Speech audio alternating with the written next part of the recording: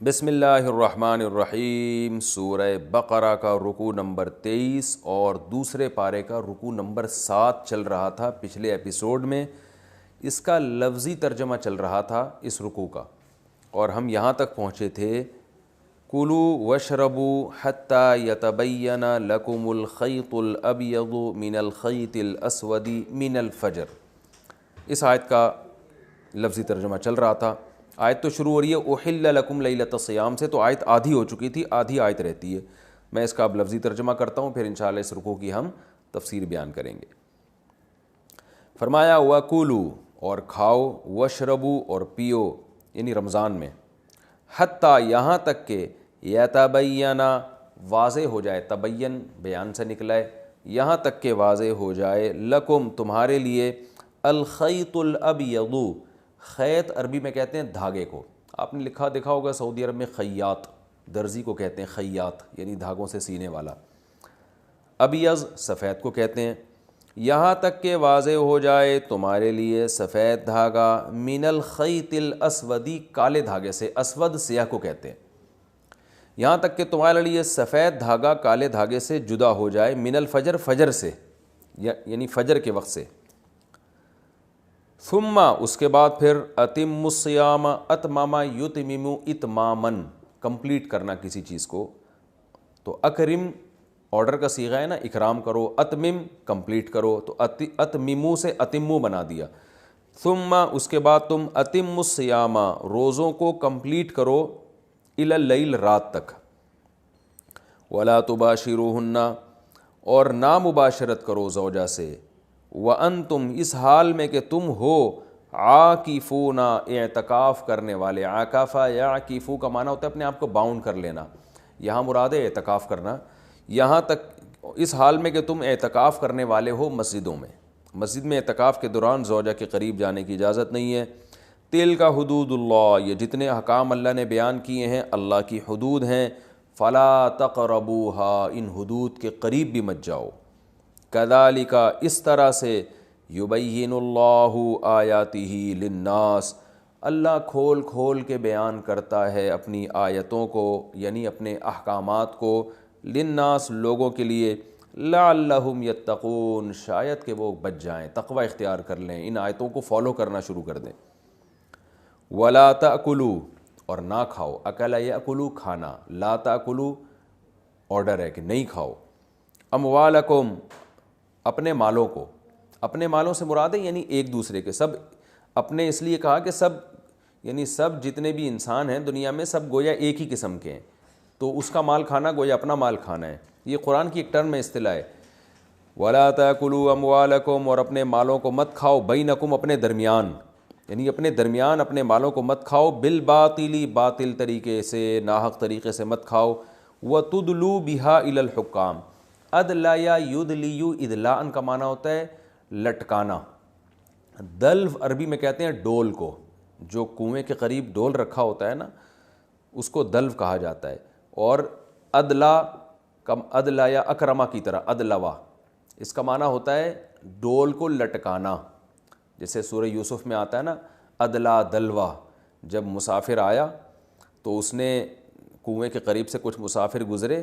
تو ایک شخص گیا کنویں کے قریب، فَأَدْلَا دَلْوَهُ، یعنی دلوہ پڑھا جاتا ہے اس کو وقف کی حالت میں، اس نے ڈول لٹکایا،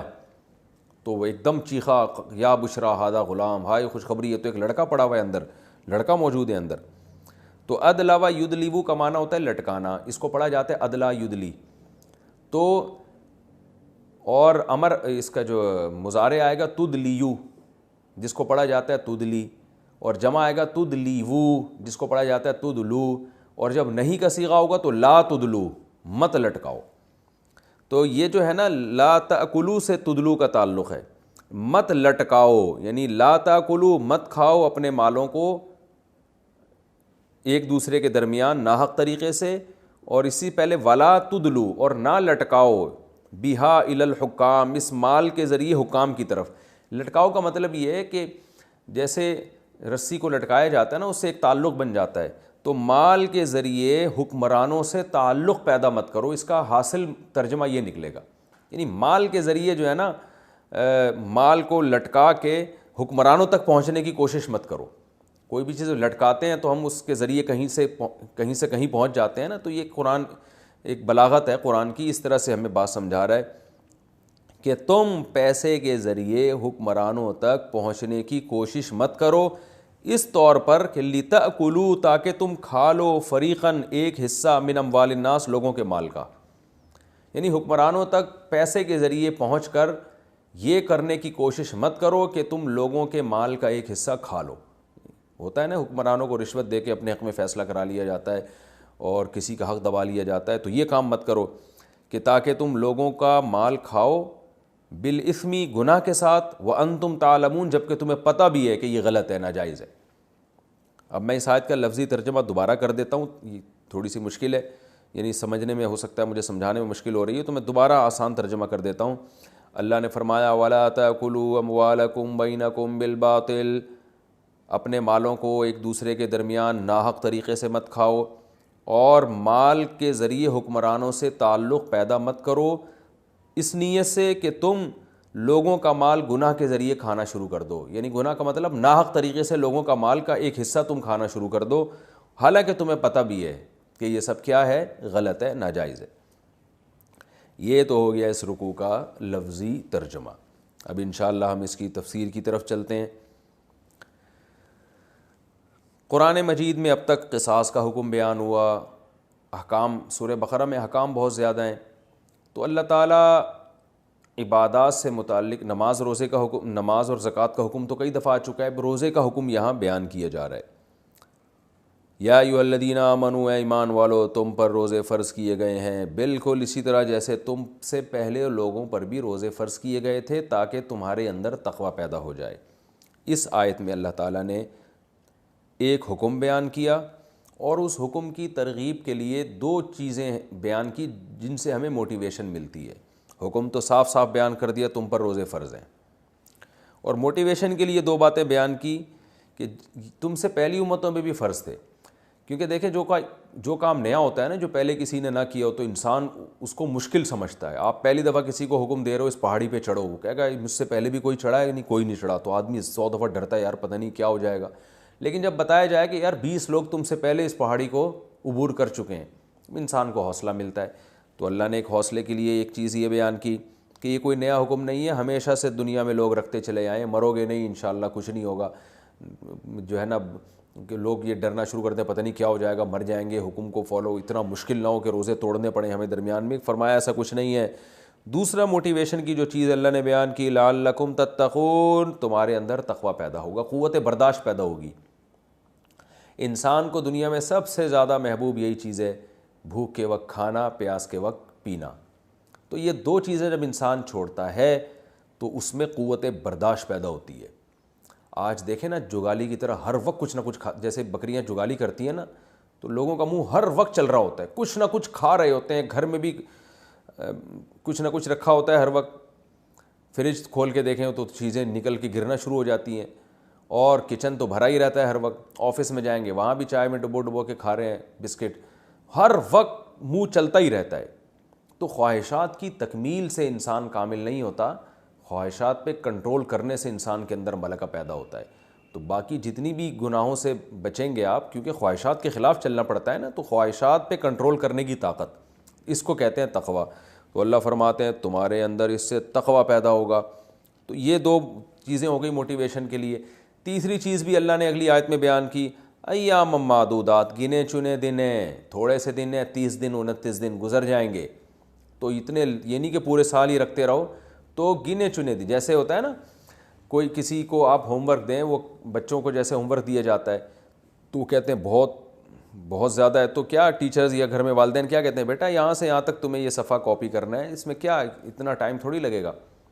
تو یہ بس کر لو جلدی سے. تو اللہ تعالیٰ بھی ہمیں ترغیب دیتے ہیں, ایام معدودات, بہت تھوڑے سے گنے چنے دن ہے بھائی, کسی کو کبھی 30 کا ہوگا, کبھی 29 کا ہوگا, کوئی اتنی ٹینشن لینے والی بات نہیں ہے. اللہ میاں دیکھو کیسے غفور رحیم ہے, تسلیاں بھی دیتے ہیں اپنے بندوں کو. ایسے جلات کی طرح نہیں ہے کہ بس ایک جیسے ظالم بادشاہ ہوتا ہے نا, وہ کہتے ہیں آرڈر از آرڈر, بس میں نے آرڈر دے دیا, اب جو مرضی کرتے رہو, مجھے بس حکم چاہیے, اب تمہاری ہیڈیک ہے, کرو نہ کرو. لیکن اللہ جب آرڈر دیتے ہیں تو اس کی حکمتیں مصلحتیں، کیونکہ وہ غفور الرحیم ہے، وہ چاہتا ہے کہ میرے وہ جو ہے نا وہ یہ نہیں چاہتا کہ میرے بندے حکم عدولی کر کر کے جہنم میں جائیں، وہ بچانا چاہتا ہے، اس لیے اللہ ترغیبات بھی دیتے ہیں۔ فرمایا فمن کان منکم مریضا او علی سفر، تم میں کوئی مریض ہے یا سفر میں ہے تو بعد میں گنتی پوری کر لے بھائی، مرض میں اور سفر میں روزہ چھوڑنے کی اجازت ہے۔ وعلی الذین یطیقونہ، فرمایا ایک اور بات ہے، جو لوگ روزے کی طاقت رکھتے ہیں، فدیۃ طعام مسکین، ان پر لازم ہے کہ وہ فدیہ دے دیں ایک مسکین کا کھانا، یعنی وہ یہ بھی کر سکتے ہیں۔ پہلے جب رمضان کے روزے ابتدا میں فرض ہوئے تو یہ آپشن تھا آپ کے پاس کہ رمضان کے روزے کی جس میں طاقت ہوگی تو وہ فدیہ دینے کی بھی اس کو اجازت تھی، یعنی ایک مسکین کو کھانا کھلا دے تو روزے کا نعم البدل تھا وہ، تو یہ دونوں آپشن تھے، بعد میں اس کو منسوخ کیا گیا حکم کو، اور پھر حکم دیا گیا پر روزے ہی رکھنے ہیں آپ نے۔ تو یہ طاقت کا مطلب ہے کہ جس میں روزے کی طاقت نہیں ہے تو اس کو فدیہ بھی اس پر واجب نہیں تھا، فدیہ صرف اسی پر واجب تھا جو روزہ رکھ سکتا ہے، جس سے روزہ معاف تھا اس سے فدیہ بھی معاف تھا۔ تو شروع میں یہ حکم تھا کہ جو روزہ رکھنے کی طاقت رکھتے ہیں وہ ایک مسکین کے کھانے کا، اور کھانے سے مراد ہے، حدیث سے پتہ چلتا ہے 2 ٹائم کا کھانا، کسی بھی غریب کو 2 ٹائم کا کھانا اگر کھلا دیا جائے تو یہ روزے کا نعم البدل تھا، اور یہ اجازت ان لوگوں کو بھی تھی جو روزہ رکھ سکتے ہیں۔ بعد میں یہ حکم منسوخ کر دیا گیا اگلی آیت میں کہ جو رمضان کا مہینہ پائے گا اس کو روزہ رکھنا پڑے گا۔ ہاں، جو رکھ ہی نہیں سکتا روزے پوری زندگی، اس کا یہ حکم ابھی بھی باقی ہے کہ وہ 2 ٹائم کا کسی غریب کو کھانا کھلا دے۔ تو میں اس کی تفصیل بعد میں انشاءاللہ اور بیان کروں گا، علمی نکات جب میں بیان کروں گا تو اس میں اس مسئلے کو اور میں ڈیٹیل سے بیان کروں گا۔ تو اللہ تعالیٰ فرماتے ہیں طعام، قرآن میں یاد رکھیں طعام مسکین کا جہاں بھی لفظ آتا ہے نا تو ایک دن کا کھانا مراد ہوتا ہے، یعنی مسکین کا کھانے سے مراد ہے کہ ایک دن مسکین کے کھانے کی حاجت پوری کرے۔ اور اسلام میں جو کھانا کا اصل تصور ہے 2 ٹائم ہے، تو 2 ٹائم کسی نے کھانا کھا لیا تو اس کا مطلب اس دن اس کا پیٹ بھر گیا۔ یہ 3 ٹائم جو ہم کھاتے ہیں نا ناشتے والا، یہ بعد میں، یہ تو 100 سال پہلے بلکہ 50-60 سال پہلے مسلمانوں میں اس کا رواج ہوا ہے۔ اس سے پہلے ہمارے باپ دادے بتاتے ہیں کوئی جانتا بھی نہیں تھا ناشتہ کیا ہوتا ہے۔ ناشتے کا لفظ عربی لغت میں ہے ہی نہیں، قدیم عربی میں، جدید عربی میں، قدیم میں ہے ہی نہیں۔ پھر بھی بہرحال ناشتہ کر لیا کریں، کوئی پابندی نہیں ہے، لیکن جو ہمیشہ سے کھانا مسلمان کھاتے آتے رہے ہیں اور جس کا قرآن و سنت میں بھی تذکرہ ملتا ہے، جو نبی کی سنت بھی ہے، وہ 2 ٹائم کا کھانا ہے۔ تو اسی وجہ سے غریب کو ایک دن اگر آپ نے کھانا کھلانا ہے تو اسلام کہتا ہے 2 ٹائم کا کھلا دو کافی ہے، وہ ایک دن کا کھانا سمجھا جائے گا۔ تو فدیۃ طعام مسکین، مسکین کا کھانا، قسم کے کفارے میں 10 مسکینوں کو کھانا کھلایا جاتا ہے تو وہ بھی 2 ٹائم کا، تو اس لیے کہ ناشتہ، ہاں اگر ناشتہ کرا دیا تو پھر شام کو کھانا کھلا دے تو وہ بھی 2 ٹائم کا کھانا سمجھا جائے گا۔ مزید تفصیل میں انشاءاللہ آگے علمی نکات جب بیان کروں گا اس رکوع میں تو اس میں بیان کروں گا اس مسئلے کی۔ فمن تطوع خیرا، اللہ فرماتے ہیں جو اپنی طرف سے اضافہ کرنا چاہے، یعنی ایک کے بجائے 10 مسکینوں کو کھلا دے تو فہو خیر لہ، یہ اس کے لیے بہتر ہے۔ وان تصوموا خیر لکم، لیکن تم روزہ رکھو یہ بہتر ہے۔ یعنی حکم دیا جا رہا ہے کہ رمضان میں تمہیں روزے کے بجائے فدیہ دینے کی بھی اجازت تو ہے، لیکن پھر بھی روزہ رکھنا اس وقت بھی بہتر ہی تھا۔ حکم یہی تھا کہ روزہ رکھو یہ بہتر ہے۔ ان کنتم تعلمون، اگر تم جانتے ہو، یعنی اگر تم سمجھ لو کہ روزے کا کتنا ثواب ہے تو تم روزے کو فوکس کرو گے۔ مسکین کا کھانا ویسے کھلا دیا کرو، روزے کے نعم البدل کے طور پہ نہ کھلایا کرو۔ لیکن یہ حکم منسوخ کیا اللہ تعالیٰ نے بعد میں، اور وہ کیا ہے؟ شہر رمضان الذی انزل فیہ القرآن، رمضان وہ مہینہ ہے جس میں قرآن نازل ہوا۔ اللہ رمضان کی فضیلت بیان کر رہے ہیں کیونکہ اسی میں روزے فرض ہیں۔ ہدی للناس، لوگوں کی ہدایت کے لیے، اور ہدایت کے دلائل کے ساتھ قرآن نازل ہوا ہے، اور حق اور باطل میں جدائی کرنے والا ہے۔ یعنی اتنی مبارک کتاب کے نزول کے لیے بھی ہم نے رمضان کے مہینے کی سلیکشن کی ہے، تو یہ یعنی یہ اس لیے بتایا جا رہا ہے کہ یہ مہینہ پہلے سے مبارک ہے، تو اس مبارک مہینے میں روزہ رکھنے کا حکم دیا جا رہا ہے۔ ہمیں اس میں ہمیں موٹیویشن ملتی ہے کہ اس میں تو روزے کا ثواب اور زیادہ بڑھ جائے گا۔ ایک تو ویسے ہی کہ فرض روزہ ہے اس لیے ثواب ملے گا، دوسرا ہے کہ مقدس مہینے میں اللہ نے اس روزے کو مشروع کیا ہے تو یہ اور زیادہ فضیلت کی بات ہے۔ فمن شہید منکم الشہر، پس جو شخص تم میں اس مہینے کو موجود پائے گا، فلیصم، اسے چاہیے کہ وہ روزہ رکھے۔ یہ لفظ تو چاہیے ہے لیکن یہ وجوب کے معنی میں، پوری امت کا اجماع ہے۔ بعض دفعہ آرڈر اسی انداز سے دیا جاتا ہے کہ آفیسر اپنے ماتحت کو آرڈر کر رہا ہوتا ہے آپ کو یہ چاہیے کہ آپ یہ کام کر لیں، تو یہ چاہیے کا مطلب یہ وہ شوڈ نہیں ہے کہ بس آپ کو آپشن ہے، بلکہ یہاں چاہیے آرڈر کے معنی میں بہت کثرت سے ہر زبان میں استعمال ہوتا ہے کہ آپ کو یہ کرنا ہے۔ تو یہاں بھی اللہ نے حکم دیا فلیصم، اسے چاہیے کہ کیونکہ امر کا صیغہ ہے نا یہ، اسے چاہیے کہ وہ روزہ رکھے، یہ چاہیے وجوب کے درجے میں ہے، اس پر پوری امت کا اجماع ہے۔ ومن کان مریضا، اور تم میں سے اگر کوئی مریض ہے یا سفر میں ہے، فعدۃ من ایام اخر، یہ بات پہلے بھی بیان کی، دوبارہ اس لیے تکرار کیا جا رہا ہے کہ پہلے روزہ فرض نہیں تھا، آپشن تھا کہ آپ فدیہ بھی دے سکتے ہیں، اب چونکہ روزہ ہی کو فرض کیا جا رہا ہے لہذا اس مضمون کو دوبارہ نئے سرے سے لایا جا رہا ہے کہ روزہ فرض تو ہے مگر مریض اور بیمار پر اب بھی فرض نہیں ہے، بلکہ ان پر یہ فرض ہے کہ وہ گنتی پوری کریں، یعنی وہ بعد میں قضا پوری کریں گے۔ ومن کان مریضا او علی سفر فعدۃ من ایام اخر، تم میں کوئی مریض ہے یا سفر پر ہے تو بعد میں گنتی پوری کر سکتا ہے۔ یرید اللہ بکم الیسر ولا یرید بکم العسر، اللہ تم آسانی چاہتے ہیں، تنگی نہیں چاہتے، اگر تنگی چاہتے تو اللہ کہتے ہیں بیمار بھی روزہ رکھے گا مسافر بھی رکھے گا، تو دونوں کو اللہ نے چھوٹ دے دی، بعد میں قضا کر لو۔ وَلِتُكْمِلُ الْعِدَّةَ، اللہ اگر تو آسانی دینا چاہ رہا ہے تو پھر اتنی آسانی دے دیتا کہ مریض سے ہمیشہ کے لیے روزے معاف کر دیتا اور مسافر سے ہمیشہ کے لیے معاف کر دیتا، تو اللہ نے فرمایا نا نا نا نا نا، بعد میں جو میں کہہ رہا ہوں کہ عدت پوری کرنی پڑے گی وہ اس لیے وَلِتُكْمِلُ الْعِدَّةَ، تاکہ گنتی تمہاری پوری ہو جائے، تمہیں بھی پورے 30 روزوں کا ثواب مل جائے، کیونکہ اللہ اگر مسافر پر روزے کی قضا فرض نہ کرتا، بیمار پر قضا فرض نہ کرتا تو بیمار تو اس فضیلت سے محروم ہو جاتے نا،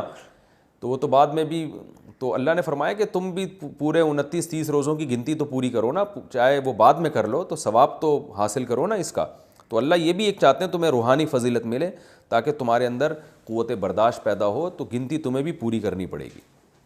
جو قوت برداشت سے مراد روزے میں جو انسان کے اندر برداشت کی پاور طاقت پیدا ہوتی ہے وہ فضیلت اور ثواب کی فضیلت تمہیں بھی پوری حاصل ہو۔ وَلِتُكَبِّرُوا اللَّهَ، اور اللہ نے تمہیں روزے کا فرض کرنے کا حکم اس لیے بھی دیا تاکہ تم اللہ کی کبریائی بیان کرو۔ عَلَىٰ مَا هَدَاكُمْ، اس حکم پر جس کی اللہ نے تمہیں ہدایت دی ہے، یعنی روزے تم پہ فرض کیے تو تم جب روزے رکھو گے تو تمہیں سکون ملے گا کہ اللہ تو نے ہم، دیکھو یہ علامہ ہداکم کا مطلب یہ ہوا کہ دنیا میں کسی مذہب کے پاس عبادت کرنے کا کوئی خاص طریقہ ہے ہی نہیں، اور اگر کوئی طریقہ ہے تو اس کی کوئی مضبوط دلیل نہیں ہے، تو ہمیں اطمینان ہو گیا ان آیتوں کے نازل ہونے کے بعد کہ بھائی ہم جو رمضان کے روزے رکھتے ہیں بالکل اعلیٰ وجہ البصیرہ رکھتے ہیں کہ روزے کی یہ عبادت بالکل اسی طرح ہے جس طرح ہم پوری کر رہے ہیں، اور اللہ نے ہمیں یہ روزہ رکھنے کا حکم دیا تو ہمیں پورے کانفیڈنس کے ساتھ ایک عبادت کر رہے ہیں۔ تو جب یہ عبادت کمپلیٹ ہوتی ہے تو ہمیں ایک روحانی بھی سکون ملتا ہے، جسمانی سکون بھی ملتا ہے۔ جسمانی سکون تو یہ ہے کہ کھانے پینے کی چھٹی دے دی اللہ تعالیٰ نے، اب روحانی ہے کہ اللہ نے اتنی بڑی عبادت کروا لی۔ تو اس روزے کا نتیجہ کیا نکلے گا کہ ہمیں اللہ کے مزید شکر کی توفیق ملے گی اور ہم اللہ کی کبریائی بیان کریں گے کہ اللہ تیری توفیق سے ہم نے روزے رکھے، اور تیری گائیڈنس سے، تیری ہدایت سے ہم نے روزے رکھے، تو ہمیں نہ بتاتا تو ہمیں کیا پتہ چلتا روزہ کیا ہے۔ دیکھیں کتنا سکون ملتا ہے نا رمضان میں انسان جب روزے رکھتا ہے۔ اگر یہ کنفیوژن ہوتی کہ پتہ نہیں اللہ کا حکم ہے بھی یا نہیں ہے، جیسے کہ غیر مسلم جب عبادت کرتے ہیں نا اپنے مندروں میں جا کے اور اپنے گرجا گھروں میں جا کے، تو ان کو اطمینان نہیں ہوتا کہ اللہ اس عبادت سے خوش ہے بھی یا نہیں ہے، کیونکہ وہ تو ان کے کسی پنڈت جی نے بتا دی، کسی روحانی پیشوا نے بتا دی، ان کے پاس کوئی دلیل تھوڑی ہے کہ اللہ نے بتائی ہے۔ جبکہ ہم جب قرآن میں یہ آیتیں پڑھتے ہیں، ہم جب روزے رکھتے ہیں، ہمیں یقین ہے بھائی یہ کسی مولانا صاحب کا حکم نہیں ہے، کسی مفتی صاحب کا حکم نہیں ہے، یہ تو اللہ کا حکم ہے اور قرآن میں لکھا ہوا ہے صاف طور پہ، تو پورے کانفیڈنس کے ساتھ ہم یہ مجاہدہ کرتے ہیں۔ ایسے مجاہدے میں انسان کو اطمینان ہوتا ہے، شدید بھوک شدید پیاس برداشت کرتا ہے تو اسے پتہ ہے بھائی یہ اللہ کی خاطر ہے۔ جبکہ غیر مسلم اگر کوئی ایسا کام کرے گا تو وہ اطمینان ہی نہیں ہے، اس کو پتہ نہیں اس پہ کچھ مل بھی رہا ہے کہ یا میں فضول میں اپنا ٹائم ویسٹ کر رہا ہوں، میں یہ خام خواہ کا مجاہدہ کر رہا ہوں میں۔ تبھی تو آپ دیکھیں بڑے بڑے صحابہ جو بہت کثرت سے روزے رکھتے تھے تو وہ ترستے تھے گرمیوں کے روزوں کو کہ وہ اللہ کے لیے جو پیاس برداشت کرنے کا مزہ تھا، وہ کہتے ہیں کہ وہ مزہ ہمیں محسوس نہیں ہو رہا۔ تو اللہ فرماتے ہیں وَلِتُكَبِّرُوا اللَّهَ عَلَىٰ مَا هَدَاكُمْ، اور اللہ نے جو تمہیں ہدایت دی اس پہ اللہ کی کبریائی بیان کرو، تو مزہ آئے گا اس کبریائی۔ تبھی عید کے دن نبی صلی اللہ علیہ وسلم عیدگاہ کی طرف جاتے ہوئے بھی اللہ اکبر کی تکبیر پڑھا کرتے تھے، عیدگاہ سے واپس آتے ہوئے بھی، اور عید کے خطبوں میں بھی آپ تکبیر بہت زیادہ پڑھتے تھے، اللہ اکبر۔ خطبے میں آپ نے سنا ہوگا عیدین کے جو خطبے ہیں ان میں تکبیر بہت پڑھی جاتی ہے، تو یہ اسی آیت پر عمل کیا جاتا ہے کہ اللہ کی کبریائی بیان ہوگی اس ہدایت پر جو اللہ نے ہمیں دی، وَلَعَلَّكُمْ تَشْكُرُونَ، اور تاکہ تم شکر ادا کرو۔ شکر اسی بات کا ہے، اللہ کتنا پیارا مذہب تو نے دیا، ایسے پیارے احکام دیے، پوری آپ دیکھ لیں پوری امت مسلمہ ایک رمضان میں تہلکہ مچ جاتا ہے، پوری مسلمانوں کی پوری جو ہے نا وہ ایک اسکیجول اور ان کا پورا شیڈول ہی چینج ہو جاتا ہے، ان کی ایکٹیویٹیز ساری چینج ہو جاتی ہیں، دفتروں کی ٹائمنگ چینج ہو جاتی ہیں، کھانے پینے کے جو ہے نا وہ آپ دیکھیں پھلوں کی ایک بہتات ہو جاتی ہے، اور گھروں میں ایک ماحول بن جاتا ہے، سب صبح سحری میں اٹھ رہے ہیں، سب رات کو شام کے وقت افطاری کے لیے بیٹھے ہوئے ہیں، تو ایک پورا جو ہے نا وہ چینج ہو جاتا ہے حساب کتاب۔ تو اللہ فرماتے ہیں اتنی پیاری عبادت جو ہم نے تمہیں دی، ہم چاہتے ہیں اچھا اس کے روحانی فائدے اب الگ ہیں، قوت برداشت پیدا ہوتی ہے، یہ سب کام اس لیے تاکہ تم اللہ کی کبریائی بیان کرو اور تم اللہ کا شکر ادا کرو۔ تو کمال کی بات ہے، دیکھیں اللہ ہم سے مجاہدہ کرواتا ہے رمضان میں، بھوکا پیاسا رکھتا ہے اور ہم سے کہتا ہے اب تم الٹا میرا شکر ادا کرو۔ ہونا تو بظاہر یہ چاہیے اللہ ہم نے تیرے لیے اتنی عبادت کی تو معاذ اللہ نقل کفر ہونا تو چاہیے، اب اللہ ہمیں نوازے، تو اللہ کہہ رہے ہیں یہ میں نے جو تم سے عبادت کروائی ہے میرا احسان ہے تمہارے اوپر، تو تمہیں اب میرا شکر ادا کرنا ہے۔ وَإِذَا سَأَلَكَ عِبَادِي عَنِّي فَإِنِّي قَرِيبٌ۔ اب چونکہ بات رمضان کی ہو رہی ہے تو رمضان میں انسان اللہ کے بہت قریب ہو جاتا ہے، اللہ سے دعائیں مانگتا ہے، تو اسی مناسبت سے اللہ نے اپنے نبی سے فرمایا کہ جب میرے بندے آپ سے میرے بارے میں پوچھیں تو آپ ان کو بتا دیں انی قریب، میں تمہارے قریب ہوں، اجیب دعوت الداع، جب بھی کوئی داعی مجھے پکارتا، یہ اصل میں داعی تھا، یا کو حذف کر دیا، جب بھی کوئی پکارنے والا مجھے پکارتا ہے تو میں اس کی پکار کا جواب دیتا ہوں۔ تو رمضان میں اس لیے اس کا رمضان کی مناسبت سے کہ رمضان میں انسان کو دعاؤں کی توفیق زیادہ ملتی ہے، لیکن حکم یہ عام ہے جب بھی پکارو گے میں تمہاری پکار کو سنوں گا، فَلْيَسْتَجِیبُوا لِی، لہذا میری پکار پر بھی تم لبیک کہو، میں جو حکام کہہ رہا ہوں ان کو فالو کرو، وَلْيُؤْمِنُوا بِی، اور مجھ پر ایمان رکھو۔ ایمان رکھنے کا مطلب یہ ہے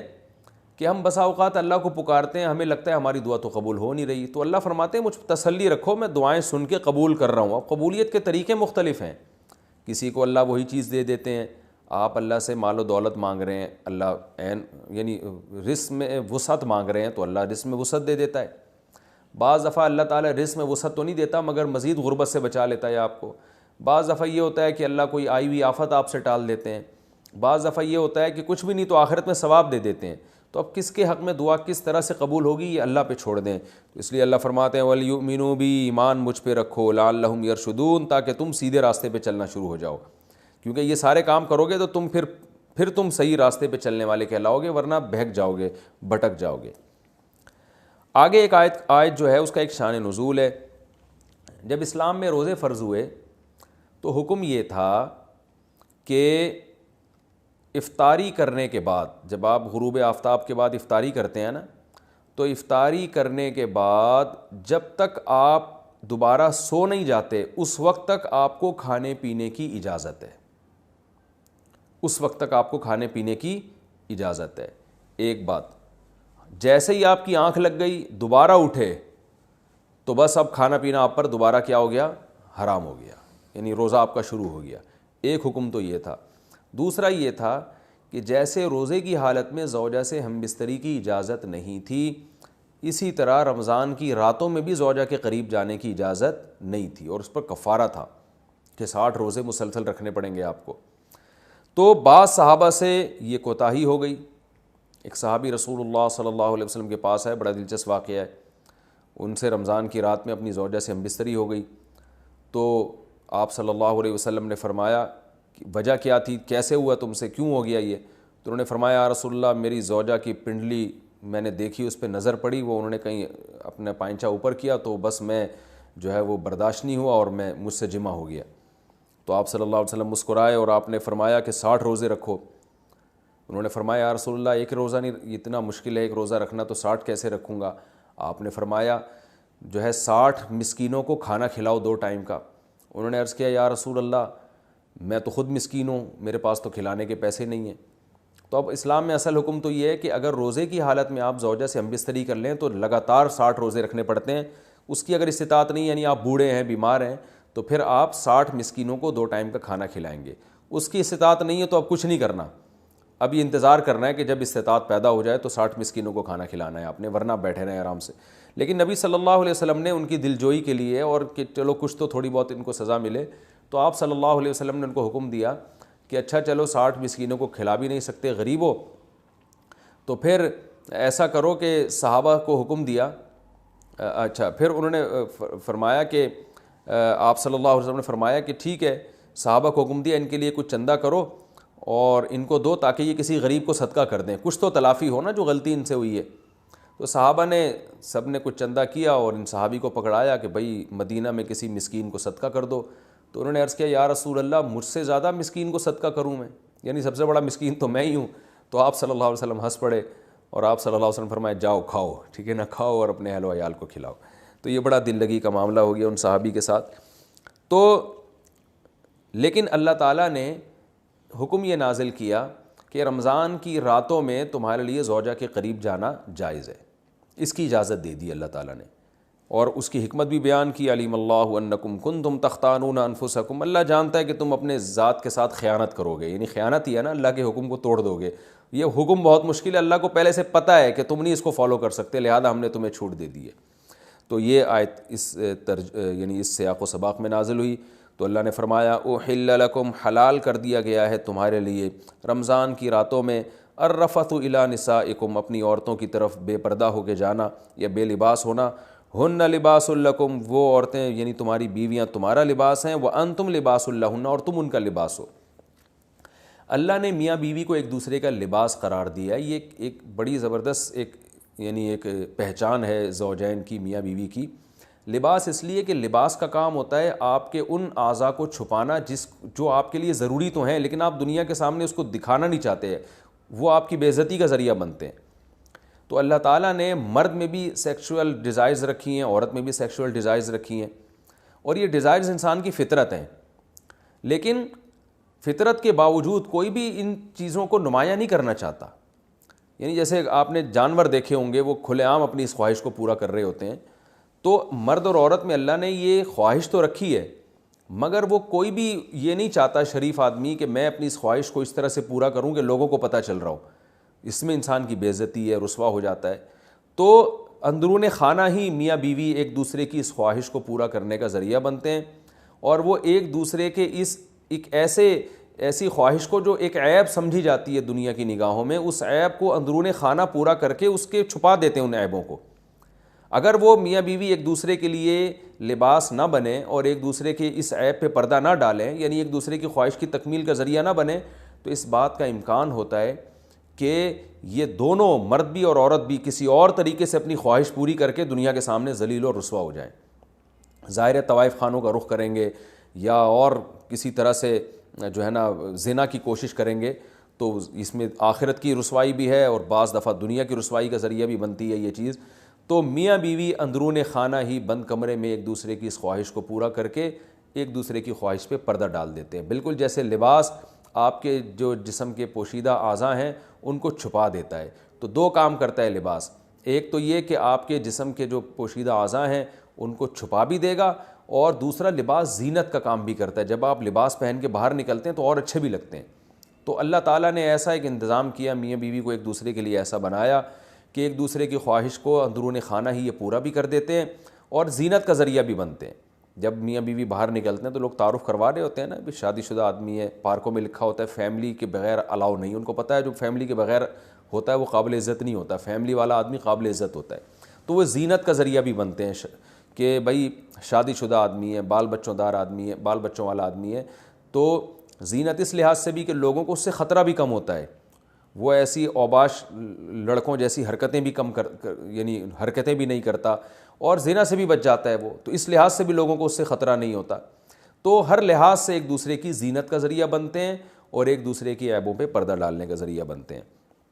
تو یہ ایک اللہ تعالیٰ نے پہچان کروائی ہے، اور اس میں اللہ نے عورت کا ذکر پہلے کیا، مرد کا بعد میں کیا، اس میں کیا حکمتیں ہیں، یہ ایک لمبا ٹاپک ہے، میں بیانات میں ذکر کر چکا ہوں، پھر تفسیر میں اس طرح کی باتیں ہوں گی تو بہت لمبی تفسیر ہو جائے گی۔ آگے اللہ نے فرمایا علیم اللہ انکم کنتم تختانون انفسکم، اللہ کو پتہ ہے تم اپنے نفس کے ساتھ خیانت کرو گے۔ خیانت کا مطلب جب اللہ کے حکم کو توڑو گے تو اپنے ساتھ ہی خیانت ہے نا یہ، تو اللہ کو پتہ ہے کہ تم اس حکم کو فالو نہیں کر سکتے، یعنی رمضان کی راتوں میں بھی ہم پابندی لگا دیں تو پورا مہینہ زوجہ سے دور رہنا تمہارے لیے بڑا مشکل ہو جائے گا، اس لیے اللہ نے حکم دے دیا فتاب علیکم، اللہ تم پر متوجہ ہوا، وعفا عنکم، اور جو کوتاہی تم میں سے ہو چکی ہے، ان صحابی سے کوتاہی ہوئی تھی اللہ نے معاف کر دی، فالآن، پس اب تمہیں اجازت ہے، باشروہن، ان سے تم ہم بستری کر سکتے ہو، یعنی رمضان کی راتوں میں۔ وَابْتَغُوا مَا كَتَبَ اللَّهُ لَكُمْ، اور وہ اولاد تلاش کرو، وہ چیز تلاش کرو جو اللہ نے لکھ دی ہے تمہارے لیے، یعنی اس سے مراد ہے اولاد۔ تو اب یعنی زوجہ کے قریب اس نیت سے جاؤ کہ تمہیں اولاد ملے۔ تو یہاں بھی کچھ باتیں، پہلی سوال یہ پیدا ہوتا ہے کہ جب اللہ نے اس حکم کو منسوخ ہی کرنا تھا، اللہ تعالیٰ نے رمضان کی راتوں میں زوجہ سے ہم بستری کی اجازت دینی ہی تھی، تو پھر پہلے پابندی کیوں لگائی جب منسوخ ہی کرنا تھا؟ تو مشرکین یہ اعتراضات کیا کرتے تھے کہ قرآن ایک بات پہ معاذ اللہ قائم کیوں نہیں رہتا، منسوخ کیوں کر دیتا ہے؟ اس کا مطلب ہے کہ یہ اللہ کا حکم نہیں ہے بلکہ یہ تو نبی نے اپنی طرف سے بنایا ہوا ہے، کیونکہ نبی جو ہے نا وہ حکم چینج کرتے رہتے ہیں۔ تو یاد رکھیں ایسا نہیں ہے، قرآن جب کسی حکم کو منسوخ کرتا ہے تو قرآن میں پہلے گزر چکا نا، ما ننسخ من آیت او ننسیھا ناتی بخیر منھا او مثلھا۔ بعض دفعہ حکمتیں ہوتی ہیں، اللہ کے علم میں تو یہ ہوتا ہے کہ میں نے اس حکم کو چینج کرنا ہے، لیکن اللہ تعالیٰ پہلے ایک حکم نازل کرتے ہیں یہ بتانے کے لیے کہ ہماری اصل منشا تو یہ تھی کہ یہ حکم نازل ہو، لیکن پریکٹیکلی کروایا گیا کہ تم کمزور ہو تو، اور کمزوری کی وجہ سے تم اس حکم کو فالو نہیں کر سکتے، تو اللہ کتنا غفور الرحیم ہے، اپنے اصل قانون کو چینج کر رہا ہے۔ تو اگر شروع ہی سے یہ حکم نازل ہوتا نا کہ رمضان کی رات میں زوجہ کے قریب جانے کی اجازت ہے، تو یہ جو اللہ کی ایک رحمت اپنے بندوں کے اوپر ہے، یہ رحمت نمایاں نہ ہوتی کہ اللہ اپنے بندوں، اللہ کی یعنی اللہ تعالیٰ نے بھی حکام میں لچک رکھی ہے، اور اپنے بندوں کے مزاج کی اور اپنے بندوں کے جو ہے وہ طبیعت کی اور ان کی طاقت اور قوت کو دیکھ کر اللہ نے حکام بنائے ہیں۔ اس کی مثال ایسے ہے جیسے 28ویں پارے میں آتا ہے کہ اللہ تعالیٰ نے صحابہ کرام کو حکم دیا تھا کہ جب نبی کے پاس جاؤ بات چیت کرنے کے لیے، آپ سے سرگوشی کرنے کے لیے، تو پہلے صدقہ کیا کرو، لیکن ابھی کسی صحابی نے صدقہ کیا ہی نہیں کہ اللہ نے حکم کو منسوخ کر دیا اور فرمایا کہ تمہارے لیے یہ حکم بہت شاق ہے، لہذا اب تمہیں اجازت ہے کہ بغیر صدقے کے نبی کے پاس چلے جاؤ۔ تو وہاں بھی علماء نے حکمت بیان کرتے ہیں کہ اللہ تعالیٰ اگر شروع سے یہ حکم دے دیتا نا کہ بغیر صدقے کے چلے جاؤ، تو وہ جو اللہ تعالیٰ کی اپنے بندوں کے ساتھ ایک لطافت والا معاملہ ہے، رحمت والا معاملہ ہے، وہ ظاہر نہ ہوتا۔ تو یہاں بھی ایسا ہی ہے، اللہ نے فرمایا کہ ہمیں پتہ ہے کہ تم نہیں حکم کو فالو کر سکتے، ہم نے حکم تو دیا ہے، تم دیکھو پریکٹیکلی کروا دیا اللہ تعالیٰ نے کہ تم سے اس پر عمل نہیں ہو رہا، لہذا جاؤ، تمہیں اجازت دی جاتی ہے کہ تم زوجہ کے قریب رات کو جا سکتے ہو، کوئی حرج نہیں ہے اس میں، لیکن جانے سے تمہاری نیت کیا ہونی چاہیے؟ وَابْتَغُوا مَا كَتَبَ اللَّهُ لَكُمْ، جو اولاد اللہ نے تمہارے لیے لکھ دی ہے اس کو تلاش کرو۔ تلاش کا مطلب نیت کرو کہ شاید اللہ مجھے اس سے نیک صالح اولاد دے دے۔ اس سے اس پتہ چلتا ہے کہ اسلام اولاد کی کثرت پر کتنا حریص ہے، اور اللہ تعالیٰ کتنا چاہتے ہیں کہ اہل ایمان کی نسل بڑھے۔ قرآن میں ایک اور جگہ پر اللہ تعالیٰ نے زوجہ سے ہم بستری کا ذکر کیا تو وہاں بھی اولاد کا تذکرہ کیا ہے۔ وَقَدِّمُوا لِأَنفُسِكُمْ، فرمایا کہ حالت حیض میں تم زوجہ کے قریب نہیں جا سکتے، لیکن جب تم زوجہ کے یعنی جب پاک ہو جائے تو پھر زوجہ کے قریب جاؤ۔ وَقَدِّمُوا لِأَنفُسِكُمْ، اور اپنی ذات کے لیے آخرت میں ذخیرہ کرو۔ تو یہاں بھی مفسرین کہتے ہیں کہ اس سے مراد ہے کہ اولاد پیدا کرنے کی نیت سے جاؤ تاکہ وہ آخرت میں تمہارے لیے ذخیرہ بنے۔ تو فیملی پلاننگ کی جو دعوت ہے نا، اس کا قرآن و سنت سے دور دور کا بھی کوئی واسطہ نہیں ہے۔ جیسے ڈاروین کا جو نظریہ ہے نا کہ انسان بندر سے وجود میں آیا ہے، یہ اسلام کے بالکل اگینسٹ ہے۔ اسلام نے صاف لفظوں میں کہا ہے، اور صرف قرآن نے نہیں، تورات اور انجیل میں بھی یہ بات ہے کہ براہ راست اللہ نے حضرت آدم کو مٹی سے پیدا کیا، اور پھر ان کی پسلی سے اللہ نے اماں حوا کو پیدا کیا۔ یہ انسان بندر کی کوئی ترقی یافتہ شکل ہرگز نہیں ہے۔ بندر بالکل ایک الگ نسل ہے، وہ ٹھیک ہے اس کی بہت ساری چیزوں میں انسان سے مماثلت ہے، وہ ایک الگ بات ہے، لیکن اور مماثلت اس لیے کہ اللہ نے قرآن میں فرمایا کہ امم امثالکم، قرآن میں ایک جگہ آتا ہے کہ یہ جتنے بھی انسان مخلوق ہیں نا، یہ تمہاری طرح کی ایک امت ہے، یعنی ان میں اللہ تعالیٰ نے بہت ساری چیزیں سیم رکھی ہیں تاکہ انسان ان سے مانوس ہو۔ اگر یہ جانور کوئی الگ ہی خلائی مخلوق ہوتے تو پھر انسان جو ہے نا ان جانوروں سے مانوس نہ ہوتا، ان میں دلچسپی نہ لیتا۔ جیسے کوئی جن کو دیکھ کے لوگ ڈر جاتے ہیں تو ایسے شیر کو دیکھ کے بھی لوگ ڈر جاتے ہیں۔ تو اللہ نے کچھ نہ کچھ مماثلت اس نیت سے رکھی ہے کہ انسانوں میں اور جانوروں میں کچھ مماثلت رہے، کہ انسان کو تھوڑی بہت ان سے انسیت ہو۔ تو اسی طرح یہ جو فیملی پلاننگ کی جو دعوت ہے کہ بچے دو ہی اچھے اور نسل کو کم کرو، یہ اسلام کے بالکل اگینسٹ ہے۔ تو اب دیکھیں ٹاپک اولاد کا چل نہیں رہا، لیکن بات آئی ہے زوجہ کے قریب جانے کی، تو اللہ نے بتا دیا کہ یہ تو عمل ہی اس لیے رکھا گیا ہے کہ یہ اصل میں تو اس کا مقصد ہی اولاد ہے۔ باقی فیملی پلاننگ کن صورتوں میں جائز ہے، کن صورتوں میں ناجائز ہے، کب مکروہ ہے، کب حرام ہے اور کب مستحب ہے، یہ اس کے ایک الگ احکام ہیں جو میں بیانات میں بتاتا رہتا ہوں، وہ آپ کسی بھی علماء سے آپ پوچھ سکتے ہیں، اس کا بھی تفصیل کا یہاں موقع نہیں ہے۔ تو ایک حکم تو یہ منسوخ کیا گیا۔ دوسرا وَكُلُوا وَاشْرَبُوا حَتَّى يَتَبَيَّنَ لَكُمْ، رمضان کی راتوں میں تو کھانے پر پابندی تھی کہ اگر آنکھ لگ گئی تو اب بس گئے، تو بعض صحابہ جو تھے وہ غلطی سے ان کی آنکھ لگ گئی، اٹھے تو پتہ چلا بھئی یہ تو اب تو کھانا پینا حرام ہو گیا، اور وہ 24 گھنٹے کا روزہ ہونے لگا ان کا۔ تو اللہ نے فرمایا اب تمہیں اجازت دی جا رہی ہے، کلوا واشربوا، کھاؤ اور پیو، حتیٰ یہاں تک کہ یتبین لکم الخیط الابیض من الخیط الاسود، کہ تمہارے لیے سفید دھاگا سیاہ دھاگے سے ممتاز اور جدا ہو جائے فجر کے وقت سے۔ یعنی سیاہ دھاگا سے مراد ہے کہ دھاگے سے مراد ہے لائن۔ جب مشرق کی طرف سورج نکلنا شروع ہوتا ہے نا فجر کے وقت میں، تو پہلے تو اندھیرا ہوتا ہے جب سورج نیچے ہوتا ہے، جیسے ہی سورج اوپر آتا ہے تو ایک روشنی ایسے سیدھی پھیلتی ہے، یوں نیچے سے اوپر کی طرف ایسے، تو عمود جسے کہتے ہیں۔ جب یہ روشنی ہوتی ہے تو اس کو صبح کاذب کہتے ہیں، جھوٹی صبح، یہ صحیح صبح نہیں ہے۔ پھر کیا ہوتا ہے کہ پھر ایک روشنی اس طرح پھیلنا شروع ہوتی ہے، یعنی ایسے اس طرح جو ہے نا لائن کی شکل میں سیدھی لیٹی ہوئی، جسے لائن کہتے ہیں، اس طرح جو روشنی پھیلتی ہے وہ صبح صادق ہوتی ہے۔ اور ان دونوں لائنوں کے درمیان جو فرق ہے نا وہ تقریباً کراچی اور پاکستان میں 15 سے 20 منٹ کا ہوتا ہے، یعنی صبح کاذب جھوٹی صبح اور صبح صادق میں۔ تو یہ جو لائن پھیلتی ہے اس کو خیط ابیض قرآن کہہ رہا ہے، یعنی سفید دھاگا کالے دھاگے سے، کالے دھاگے مطلب پہلے جو بالکل سیاہ تھا وہ کالی لائن تھی، اب اس میں ایک سفید لائن آ گئی، تو سفید لائن جب بالکل ممتاز ہو جائے، صاف پتہ چل جائے کہ وائٹ جو ہے نا روشنی پھیلنا شروع ہو گئی ہے ایسے لائن یوں کر کے، تو یہ سفید دھاگا ہے اور وہ کالا دھاگا ہے، یعنی جو کالے دھاگے میں وہ سفید دھاگا ممتاز نظر آنا شروع ہو جائے تو اللہ فرماتے ہیں اس وقت تک تم کھا سکتے ہو، جس کو ہم سحری کا وقت کہتے ہیں کہ بھی سحری کا وقت اب ختم ہو گیا ہے، سحر کا وقت، اور اب جو ہے صبح کا وقت شروع ہو گیا اور فجر کی نماز کا وقت بھی شروع ہو گیا، جس کو عربی میں فجر کا وقت بھی کہتے ہیں۔ تو یہ من الفجر جو ہے نا یہ کب نازل ہوا؟ پہلے تو اتنی آیت نازل ہوئی تھی کہ تمہارے لیے سفید دھاگا سیاہ دھاگے سے ممتاز ہو جائے، تو یہاں بھی اللہ نے ایک اپنی رحمت کا معاملہ کیا، کیونکہ یہ کنایا ہے صبح صادق سے۔ تو ہوا یہ کہ ایک صحابی بیچارے رات کو بیٹھ گئے، وہ اپنے تکیے پہ نا ایک کالا دھاگا اور سفید دھاگا رکھ کے، اور صبح دیکھنے لگے کہ جب یہ دونوں میں فرق پتہ چلے گا تو میں کھانا پینا بند کر دوں گا۔ تو نبی صلی اللہ علیہ وسلم نے ان کو فرمایا کہ بھئی اس سے مراد صبح صادق ہے، یہ نہیں کہ واقعی سفید دھاگا لے کے بیٹھ جاؤ۔ تو پھر اللہ تعالیٰ نے من الفجر کا لفظ بھی آسمان سے نازل کیا، صرف من الفجر یہ لفظ نازل ہوا کہ اس سے مراد کیا ہے؟ فجر۔ ثم اتموا الصیام الی اللیل، تو اس وقت تک تم کھا سکتے ہو، اس کے بعد مکمل کرو روزوں کو رات تک۔ رات سے مراد غروب آفتاب ہے، اصل میں تو رات عشاء کے وقت سے داخل ہوتی ہے، لیکن غروب آفتاب کو بھی عربی میں یعنی سورج جب غروب ہو جائے تو اس کو بھی رات کا وقت کہہ دیا جاتا ہے مجازن۔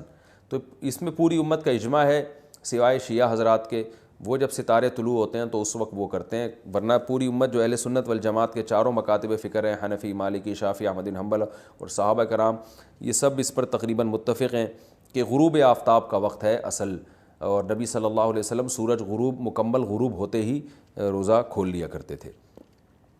تو اللہ نے اجازت دے دی کہ اس وقت تک جو ہے نا روزے کو مکمل کرو۔